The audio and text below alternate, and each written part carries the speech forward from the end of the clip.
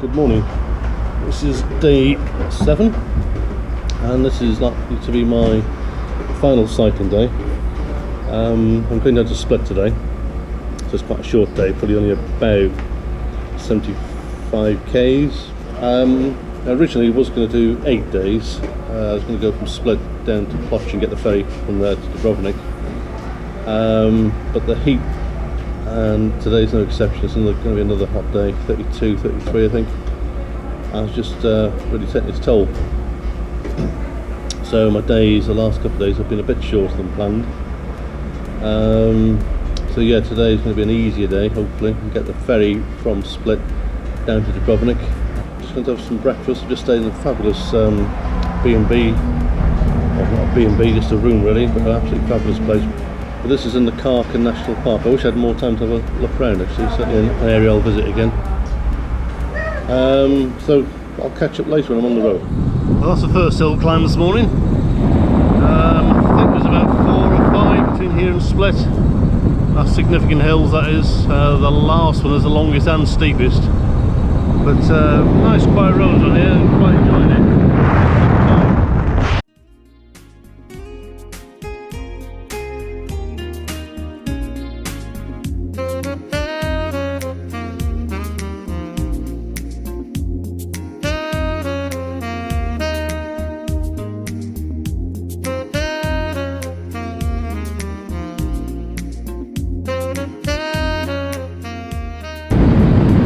I may have mentioned yesterday, but water is found averaged out.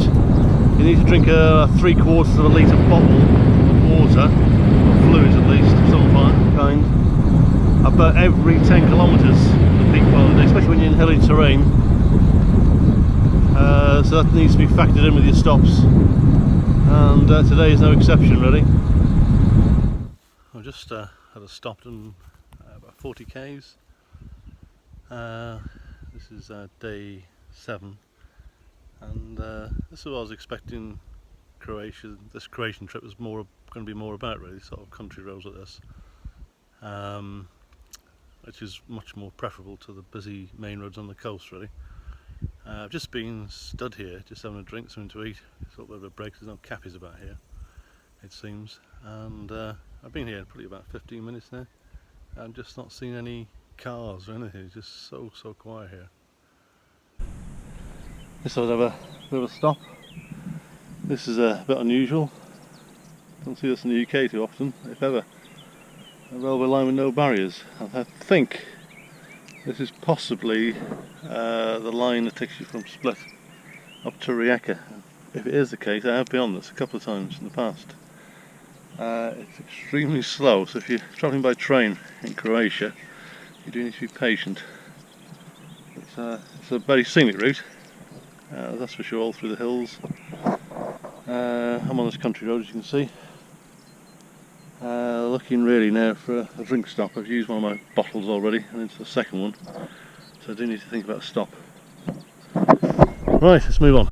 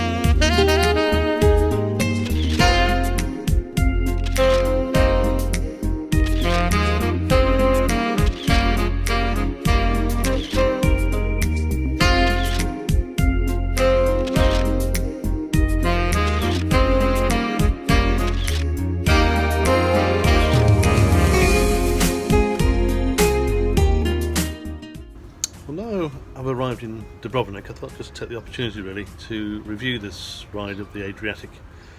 And I'll divide it into probably 4 sections really. So let's start with the first bit. Marco Polo Airport is a good airport to come into if you want to do the Adriatic coast. It's easy to get out of, easy to navigate, no issues there, and you're quickly into open countryside, pretty well straight away in fact. And easy riding, good start to any journey really. It's easy, very flat, no real issues at all. The first night I had in Latisana, that was a nice sort of town, quite conveniently placed, and then from there to Trieste. Again, that was very flat, very sort of similar to riding in Holland or East Anglia, something like that. When you get to Trieste, the landscape does change, starts getting a lot hillier, and in retrospect I wished I'd have followed the coast through Trieste. Navigating through Trieste was a little difficult at times, trying to follow cycleways and so on. The Slovenian part of the journey, very good, no issues whatsoever though, really good cycleway right from the border of Italy right the way through to the border with Croatia. All cycle routes are in excellent conditions, well signposted and plenty of amenity en route.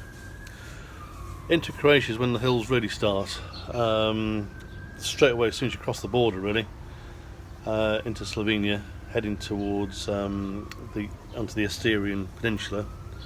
You're confronted with a hill straight away, and the hills from that point onwards really tend to be long. So into Croatia, the coastal resorts are worth going to: Umag, Poreč, Navistar.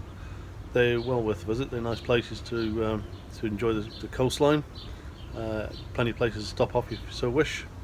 And then heading inland, I stayed one night in Pazan, fairly central on the peninsula, and you're into some very nice countryside. Again, very hilly. From there to the coast, this is sort of the area just north or west of Opatije is where I joined the coastal road, and this is where things do change. The road, in my view, has its own hazards. There's lots of big drops off the side, no crash barriers or anything like that, and if you're on a push bike, I'm afraid to say there'll only be one outcome if you did go off the edge. There's some pretty serious drops, so one to watch out for, and the speeds on the downhills can be quite high. Patch is a very nice place to stop, highly recommend that. Some beautiful architecture, got some nice beaches, nice little coves around the waterfront to enjoy. And then the road, it's fairly okay to Rijeka, fairly built up for the most part, nothing too bad.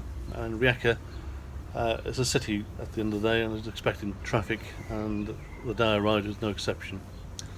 From Rijeka south, this is where I would not recommend the coastal road at all. It's busy, especially at the weekend. There's no cycleway, and there's a big difference in speed. So what you end up with as a typical scenario is camper vans, cars, motorbikes, and some motorcyclists who are quite frankly lunatics and use that bit of road as a bit of a racetrack, to be fair. So that section from Rijeka, sort of section 2 Rijeka down to Prisna, where I crossed to Prague, is the bit I would recommend to take the inland route, if at all possible. Now the inland route anywhere in Croatia has its own problems, especially when it's hot weather, and the issue is the sourcing of fluids to drink, water supplies essentially. Shops are fairly infrequent, garages are also infrequent, and small cafes are infrequent as well, so just be mindful of that. As soon as you see a stop, take full advantage of it. Get your supplies done, make sure you're properly hydrated for the next stage of your journey. And likewise, if you're planning to rough camp, make sure you've got enough supplies to last really.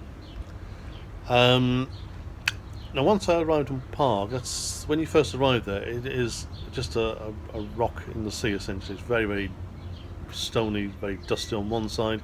As soon as you crest the summit, what would be the western side of it, the sheltered side essentially, is very green, completely different, and very nice too. Quiet roads, I highly recommend. and then from that point, from Parg, which down to Dubrovinik, that was a really good section. I enjoyed that. It was fairly quiet, the roads were good, sufficient amenity but only just, so just be mindful of the amenity side of things. And from Dubrovinik to Split, that was fine. When you got near Split, as you expect from a big city, lots of traffic about. And then from Split, I was planning to go down the coast road again to Ploče and then cross on the ferry back into Croatia. We opted to get the ferry from Split to Dubrovinik. The reason being, it was very, very hot. I'd underestimated the hills, and I basically ran out of suitable time really. I could have probably pushed on and completed it, but I was already getting quite dehydrated, quite tired on the journey to that point. So if, in overall terms, I was recommending doing this journey from the north, from the Venice area down to the south to Dubrovinik as an example.